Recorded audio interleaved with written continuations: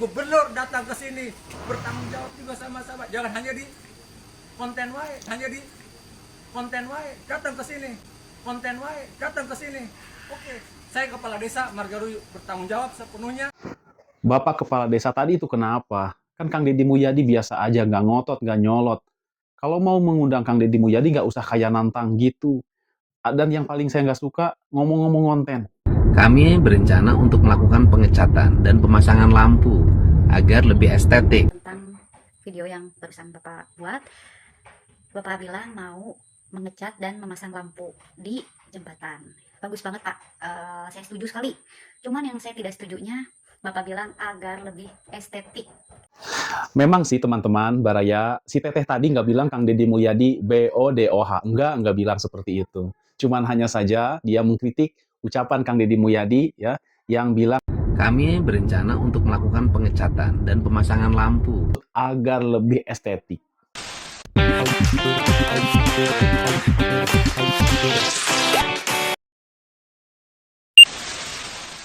Jembatan Cirahong yang berada di Ciamis sedang ramai diperbincangkan, termasuk juga oleh Kang Deddy Mulyadi yang akan mengecat dan memasang lampu di jembatan Cirahong tersebut. Kemudian, ujug-ujug ada seorang wanita yang mengkritisi niat Kang Deddy Mulyadi yang hendak mengecat dan memasang lampu di jembatan Cirahong tersebut. Cuma gara-gara Kang Deddy Mulyadi bilang agar lebih tampak estetik.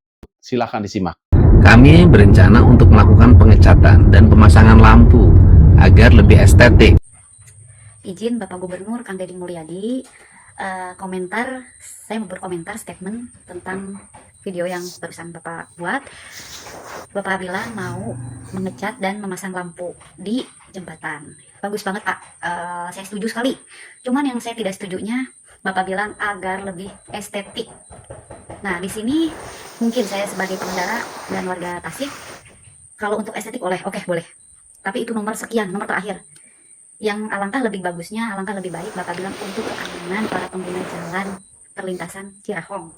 Nah, mungkin itu lebih, karena kalau netizen itu kan suka dipelintir-pelintir ya Pak ya, gitu. Jadi, dan pembahasannya nanti kemana-mana. Kalau saya pribadi lebih ingin keamanannya saja sih kalau untuk lampu.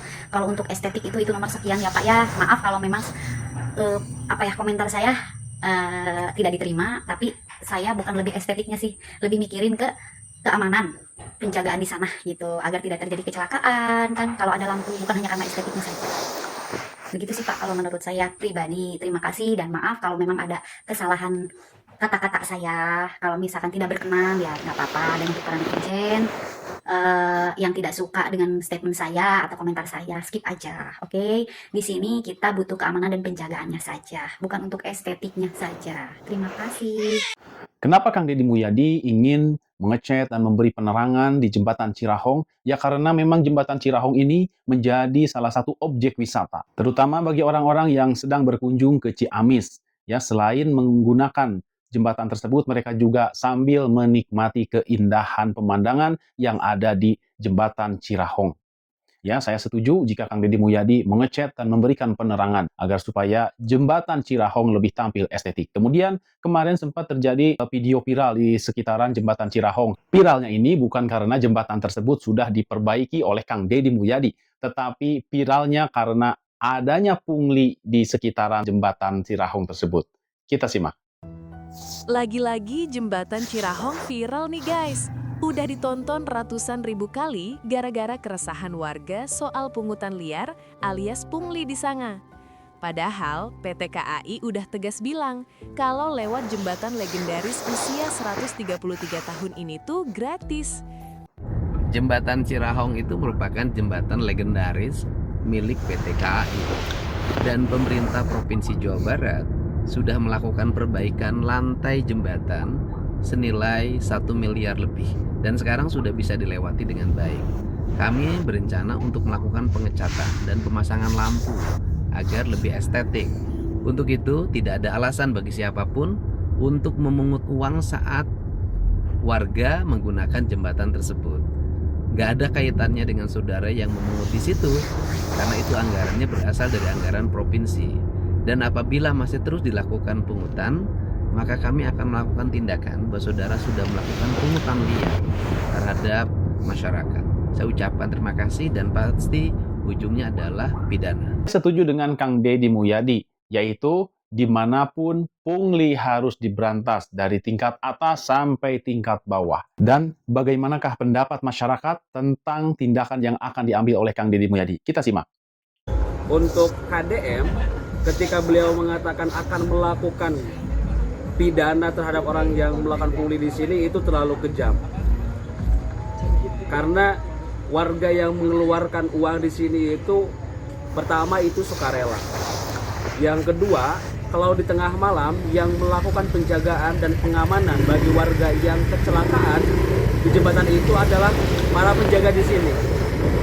Sehingga saya kira perlu dilakukan pembacaan penelaahan ulang bagaimana solusi kalau kemudian tidak ada penjaga, apakah harus diadakan lampu merah di sini yang mengatur waktu masuk kendaraan, atau membuat garis, membuat tanda-tanda bagi warga supaya keluar masuk kendaraan bisa tertib. Karena kalau tidak bisa ditertibkan, kemungkinan nanti akan terjadi crash gitu ya. Dan nanti itu siapa yang akan bertanggung jawab ketika itu terjadi? Maka saya kira jangan hanya berhenti di dalam penghilangan pungli, tapi harus ada fungsi lain yang harus dihadirkan untuk menjaga ketertiban keluar masuk kendaraan yang ada di jembatan Cirahong ini. Mohon Pak KDM untuk melakukan penelaahan ulang ataupun pemerintah daerah untuk mencari solusi. Karena tadi juga kami menyaksikan ketika kami berhenti di sini ada warga yang secara tiba-tiba memberikan uang kepada kita, padahal kita bukan penjaga di sini. Mereka artinya sukarela. Kalau pungli itu, pungutan itu mereka meminta, ya, meminta. Kalau tidak dikasih, mereka tidak diberikan kesempatan untuk masuk. Sedangkan mau beri yang tidak memberi juga mereka dikasih. Saya kira orang yang selalu menjaga di sini itu adalah orang-orang baik, orang yang berniat untuk membantu, dan jangan sampai oleh pemimpinnya sendiri dianggap sebagai sebuah tindakan yang dianggap dalam tanda kutip kriminal karena dimungkinkan dipidanakan. Terima kasih. Assalamualaikum warahmatullahi taala wabarakatuh. Jembatan tersebut dibutuhkan penjagaan ya agar lalu lintas di sekitaran jembatan tersebut supaya lancar, tidak terjadi clash tadi ya, berdasarkan si Akang tadi. Membutuhkan penjaga, apakah pemerintah setempat, pemerintah desanya, kecamatannya, apakah tidak memikirkan hal ini? Karena kalau kita melihat sejarah, jembatan itu dibangun bukan kemarin sore, bukan di era Kang Deddy Mulyadi, tetapi di zaman Belanda sekitar tahun 1800 berapa sekian ya. Nah, apakah tidak kepikiran untuk membentuk penjaga di sana? Ya, jadi setelah Kang Deddy Mulyadi mengeluarkan statement bahwasanya harus diberantas pungli yang ada di sana atau dimanapun berada ya di Jawa Barat ini, baru ramai.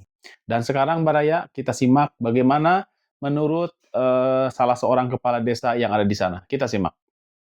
Wilujeng enjing kasadayana warga masyarakat khususnya yang ada di media sosial TikTok ya, yang terlihat ini. Pada kesempatan ini izinkan saya memperkenalkan diri. Nama saya Dian Cahyadinata. Saya Kepala Desa Margaluyu, Kecamatan Manonjaya, Kabupaten Tasik.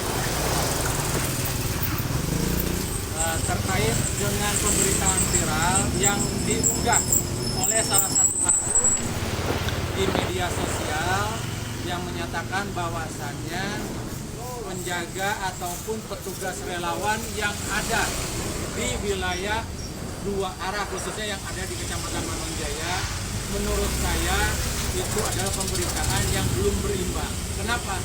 Karena orang tersebut hanya mengunggah berdasarkan opini, dan orang itu hanya satu liwat saja, saliwat, bukan orang yang sering lalu lalang menggunakan akses yang ada di jembatan Cirahong ini. Nah, sebaiknya kalau memang mau bikin pemberitaan, alangkah bijaksananya menggunakan sumber bahan yang dapat dipercaya. Satu, pengguna akses jalan yang sering melewati lalu lintas baik dari arah Ciamis ataupun yang dari arah Tasikmalaya. Yang kedua, bisa diambil wawancaranya, narasumbernya dari siapa? dari petugas relawan yang ada di sini. Yang ketiga, bisa diambil narasumber dari mana? Dari tokoh masyarakat, baik yang ada di wilayah Kabupaten Tasik ataupun di Kabupaten Ciamis. Dan yang keempat, narasumbernya apa? Yaitu dari pemerintah setempat. Nah, supaya informasi ini berimbang dan kajiannya dan analisanya semakin mendalam. Kalau Bapak Ibu lihat di sini ya, ini akses siang hari. Tapi bagaimana ketika akses di malam hari? Tidak ada penjagaan dari dua arah. Ditambah lagi malam hari, karena sebelumnya wilayah jembatan Cirahong ini ketika tidak ada penjaganya, petugas relawan yang bekerja dengan ikhlas, ini rawan kecelakaan kalau kondisinya hujan, apalagi kalau kondisi papan ini bolong.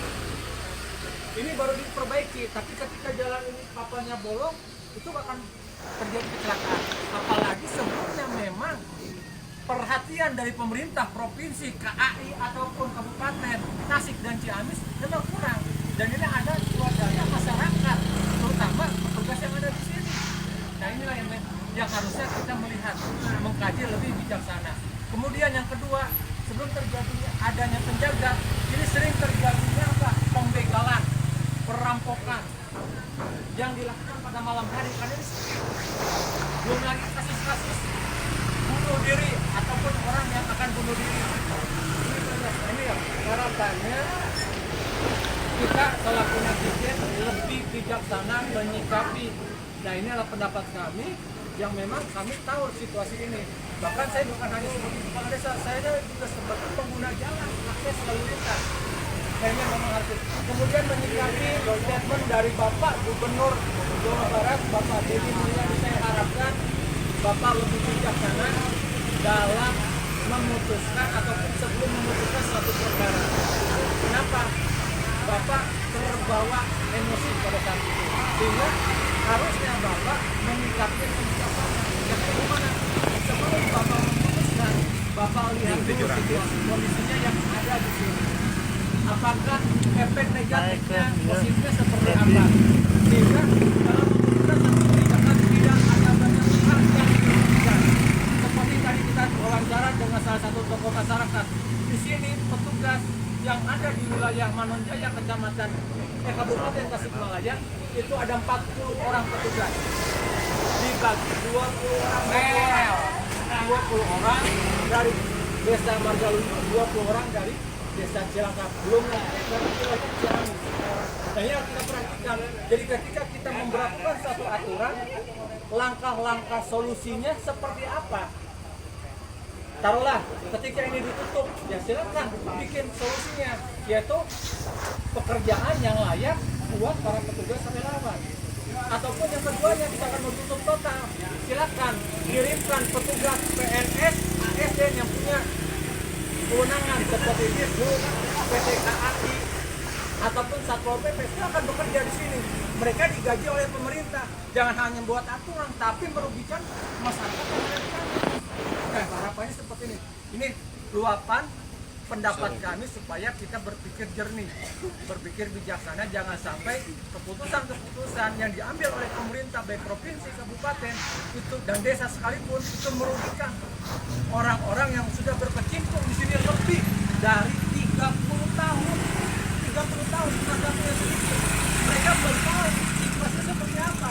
Ini sekarang sudah ada lampu, tapi 30 tahun itu belum ada lampu. Ini masih gelap, belum lagi jalannya rusak, bolong-bolong. Karena kenapa?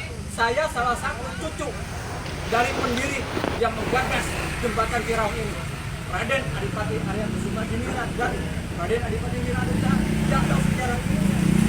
Itu lama nanti penggagasannya dibentukkan apa? Jembatan yang awalnya tidak bersini melalui jalur Cimaraga. Kedua Bupati Galuh dan Bupati Sukapura pada waktu itu menggagas supaya dibangun satu jembatan yang manfaatnya bisa dirasakan oleh masyarakat yang ada di Kabupaten Ciamis ataupun ada di Kabupaten Tasik pada saat ini, ataupun zaman dulunya Kabupaten Galuh dan Kabupaten Sukapura. Pembangunannya menggunakan apa? Menggunakan dana dari POC Belanda pada waktu itu. Tapi gagasannya dari orang-orang pribumi yang peduli terhadap pembangunan dan masyarakat yang ada di kedua wilayah kabupaten ini. Nah, harapannya silakan kita mau berkomentar silakan saja, tapi berkomentarlah yang baik dan bijaksana. Sehingga harapannya ketika ini akan kebijakan diterapkan, kita kaji ulang, duduk bersama, kita bertabayun. Kalau perlu yang menggugah akun pertama dipanggil Pak sebagai saksinya. Dia harus mempertanggungjawabkan statement, opini, dan narasi yang mereka buat sehingga mengakibatkan keresahan yang ada di wilayah Kabupaten Tasik dan Kabupaten Ciamis. Inilah kita harus bijaksana, jangan sampai kita beropini tapi tidak bertanggung jawab. Kalau perlu datangkan orang yang membuat akun itu, dia harus bertanggung jawab, menjelaskan dan menyampaikan kepada warga masyarakat, undang ke sini, datang ke sini. Kalau perlu gubernur datang ke sini, bertanggung jawab juga sama-sama. Jangan hanya di konten wae, datang ke sini. Oke, saya kepala desa Margaruyu bertanggung jawab sepenuhnya atas apa yang terjadi khusus untuk warga desa Margaruyu dan warga yang ada di Kabupaten Tasikmalaya. Terima kasih. Assalamualaikum warahmatullahi wabarakatuh. Bapak kepala desa tadi itu kenapa? Kan Kang Deddy Mulyadi biasa aja, nggak ngotot, nggak nyolot. Kalau mau mengundang Kang Deddy Mulyadi nggak usah kayak nantang gitu. Dan yang paling saya nggak suka, ngomong-ngomong konten. Dan sekarang Baraya, langsung aja kita simak bagaimana menurut pandangan salah seorang pendukung Kang Deddy Mulyadi terkait dengan jembatan tersebut. Kita simak. Lain ieu teh urang meunang teu ngomentaran jembatan Cirahong anu keur viral ayeuna masalah pungli. Lain palaur di komennya, maneh mah lain warga di dinya. Maneh mah can pernah ngalewatan jembatan eta atau maneh mah kakarek ngalewatan jembatan eta terus miralkeun masalah pungli. Ye. Nu ngalewat jembatan eta teh kudu warga asli di dinya. Da eta teh jembatan lain milik pribadi, lain milik perorangan. Bebas meureunnan batur ngalewat jembatan eta. Nah, ayeuna lamun misalkan aya nu miralkeun masalah pungli, videona viral sehingga mendapatkan respon dari Gubernur Jawa Barat. Ulah nyalahkeun nu miralkeunna. Da eta mah nu miralkeun oge lain warga di dinya tain kitu konsepna. Tapi kan 2000 tidak akan membuatmu miskin, tapi ngabeungharkeun batur. Ngeunah amat eta dijieunkeun ku negara terus dipake ladang usaha batur kan ngeunah. 2000 lamun misalkan sapoena anu lewat teh 200, 500, 1000 motor tinggal dikalikeun.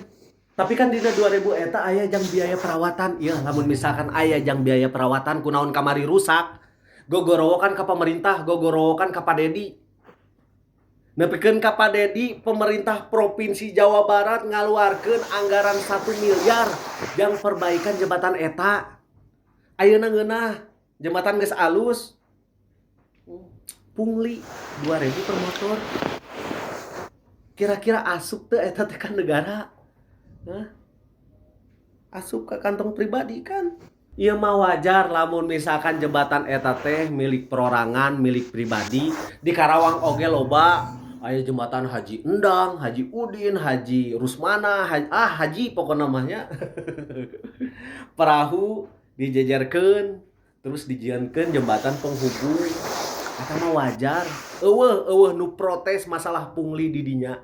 Tapi kan dengan ayana penjaga di dinya membantu mengatur arus lalu lintas, soalna jembatan eta teh cukup 1 motor doang, teu bisa 2 motor dari arah yang berlawanan. Iya, lamun misalkan yang dibutuhkan teh petugas untuk mengatur arus lalu lintas, kunaon teu ngusulkeun? Ya, ka petugas dishub mungkin, ka aparat dirinya mungkin. Lamun misalkan lain kewenanganna nya gampang ngusulkeun ka PT KAI. Kan ari petugas resmi mah geus meunang gaji baik di negara maupun dari operasional perusahaan gitu.